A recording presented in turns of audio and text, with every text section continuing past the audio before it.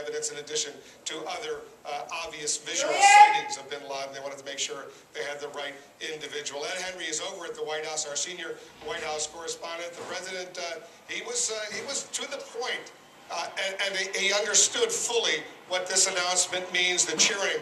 I can even hear it now around the world, certainly where you are at the White House.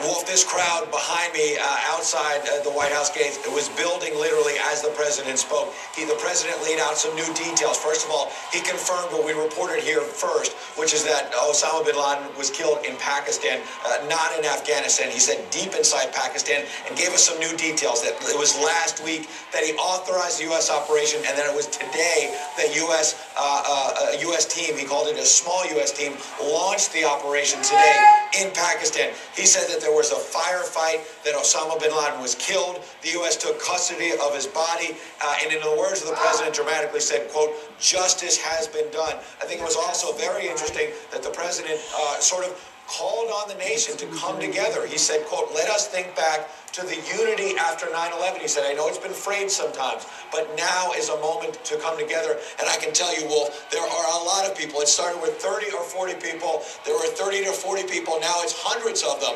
Since we first reported it here from the lawn, hundreds out there now who are coming together to celebrate this moment in American history. It's been lighting up on social media, many of them students from George Washington University, as you know, just a few blocks away. There's also, I can see a lot of tourists out there. It's dark out here. It's getting very late. But Wolf, this crowd is so excited. There are American flags being waved. They're chanting USA, USA.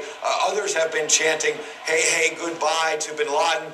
Very angry at him, obviously, these many years later. But mostly very positive in chanting USA, USA, and chanting, singing as well, the national anthem, Wolf. We're getting statements, Ed, from former presidents, former President George W. Bush. Let me read it to our viewers as we look at these pictures outside the north gate, the northwest gate of the White House on Pennsylvania Avenue. Earlier this evening, President Obama called to inform me that American forces killed Osama Bin Laden, the leader of the Al-Qaeda network that attacked America on September 11, 2001. I congratulated him and the men and women of our military and intelligence community who devoted their lives to this mission.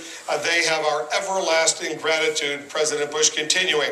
This momentous achievement marks a victory for America, for people who seek peace around the world, and for all those who lost loved ones on September 11th, 2001. The fight against terror goes on. But tonight, America has sent an unmistakable message. No matter how long it takes, justice will be done. More statements coming in from former President Bill Clinton and others. Let me bring in John King, who's watching all of this unfold. John, as we continue to watch the crowds gathering outside the White House and indeed elsewhere around the country and indeed around the world, let's reflect a little bit on President Obama's words, precisely the extent of this operation that killed Bin Laden. Wolf, do you see the crowd celebrating across from the White House in that park on 9/11? It was filled with White House staffers who were told to flee from the White House. That plane that landed in the field in Shanksville, many thought was directed at the White House or the United States